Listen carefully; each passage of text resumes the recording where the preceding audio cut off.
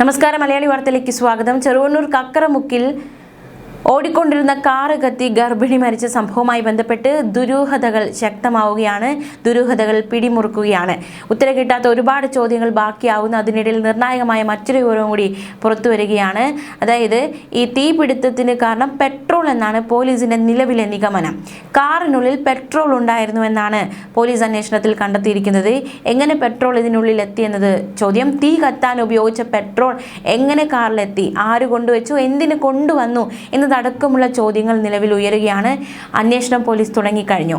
കാറിന് ഇന്ധന ചോർച്ചയില്ലെന്നും short circuit കാരണം തീ പിടിച്ചതല്ല എന്നും ഫോറൻസിക് മോട്ടോർ എൻഫോഴ്സ്മെന്റ് വിഭാഗങ്ങളുടെ പ്രാഥമിക അന്വേഷണത്തിൽ ചൂണ്ടിക്കാട്ടിയിരുന്നു. തുടർന്ന് പെട്രോൾ പമ്പുകളും ടൗണിലെ CCTVയിലും പോലീസ് പരിശോധന നടത്തി. CCTVയിൽ നിന്ന് മനസ്സിലാക്കാൻ സാധിക്കുന്നത് വാഹനത്തിലെത്താതെ പമ്പിലെത്തി പെട്രോൾ വാങ്ങിയ ചിലരെക്കുറിച്ച് പോലീസിന് വിവരം കിട്ടിയിട്ടുണ്ട്.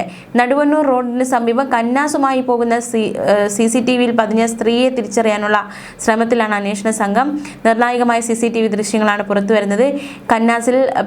കന്നാസുമായി പോകുന്ന ഒരു സ്ത്രീ അത് ആരാണ് എന്നത് ഒരു ചോദ്യമായി ഉയരുകയാണ്. CCTVയിലെ ദൃശ്യങ്ങൾ ഇന്ന് കൂടുതൽ പരിശോധനയ്ക്ക് വിധേയമാക്കും. കാറിന്റെ പിൻഭാഗത്ത് നിന്ന് തീ പടർന്നെന്നും ശബ്ദം കേട്ടതായും സംഭവ ദിവസം സ്ഥലത്തെത്തിയവർ പോലീസിനോട് പറഞ്ഞിരുന്നു.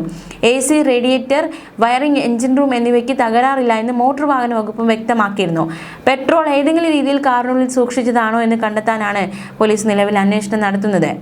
വാഹനം ഓടിച്ചിരുന്ന രജിൻലാലിന്റെ ശരീരത്തിന്റെ പിൻഭാഗത്താണ് കൂടുതലായി പൊള്ളലേറ്റത്.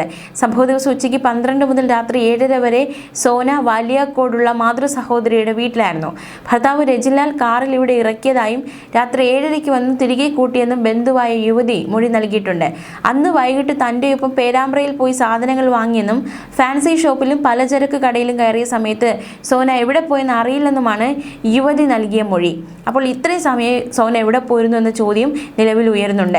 തിരികെ വന്ന ശേഷമാണ് രജിൻലാലിനൊപ്പം സോന മടങ്ങിപ്പോയതെന്ന് യുവതി പറഞ്ഞു. ഈ സാഹചര്യത്തിൽ പൊള്ളലേറ്റ് മെഡിക്കൽ കോളേജിൽ ചികിത്സയിലുള്ള രജിൻലാലിന്റെ മൊഴി അന്വേഷണത്തിൽ നിർണായകമാകും. പേരാമ്പ്രയിൽ ബന്ധുവിനൊപ്പം പോയ സോന തനിച്ചെവിടെ പോയി എന്ന ഒരു ചോദ്യം ബാക്കിയാവുകയാണ്.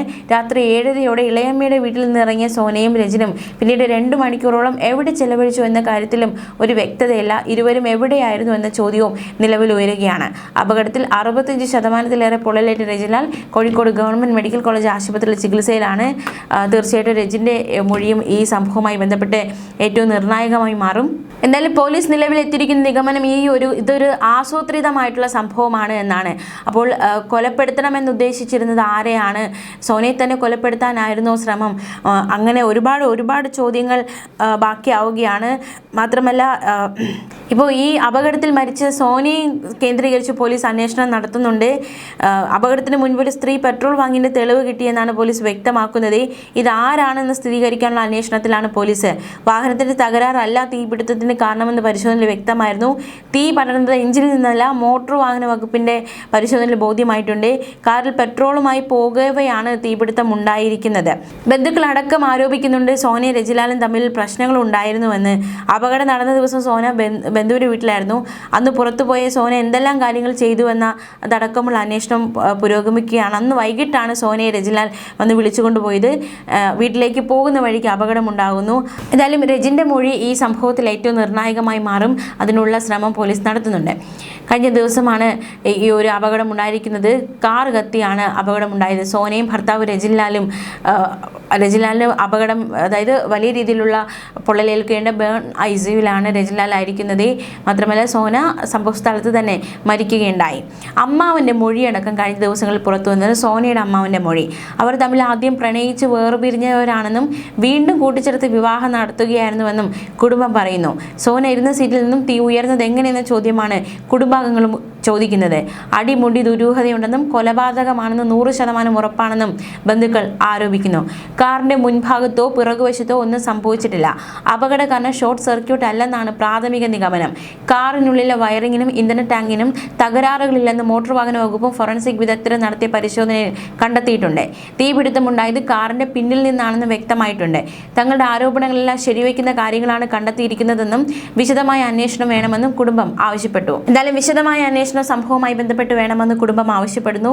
സീറ്റിന്റെ ഭാഗം കത്തി ഉരുകി ഒട്ടിയ നിലയിലായിരുന്നു സോനയുടെ മൃതദേഹം കണ്ടെത്തിയതെന്ന് നാട്ടുകാർ ഒന്നടങ്കം പറയുന്നുണ്ട്. തോട്ടിലേക്ക് ചാടിയ രജിൻ പറഞ്ഞാണ് സോനയുടെ കാര്യം അറിഞ്ഞത്. അതായത് കാറിൻ്റെ പുറകിൽ ആളുണ്ട് എന്ന് അറിഞ്ഞത് രജിൻ പറഞ്ഞിട്ടാണ്. രജിൻ ആ കാര്യം പറയാൻ ഒരുപാട് സമയമെടുത്തു എന്നാണ് ഈ ദൃക്സാക്ഷികളടക്കം പറയുന്നത്. ആദ്യ നിമിഷങ്ങളൊന്നും പറഞ്ഞിരുന്നില്ല.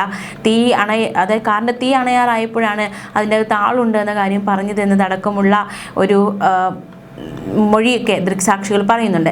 സോനയെ ഫോൺ ഉപയോഗിക്കാനോ കുടുംബത്തിനെ വിളിക്കാനോ സ്വന്തം വീട്ടിലേക്ക് വരാനോ രജിൻ അനുവദിച്ചിരുന്നില്ല എന്നതടക്കമുള്ള ഒരു ആരോപണം കൂടി നിലവിൽ ഉയരുന്നുണ്ട്. അവർ തമ്മിൽ പല പ്രശ്നങ്ങളുമുണ്ടെന്നും കുടുംബം വ്യക്തമാക്കുന്നു.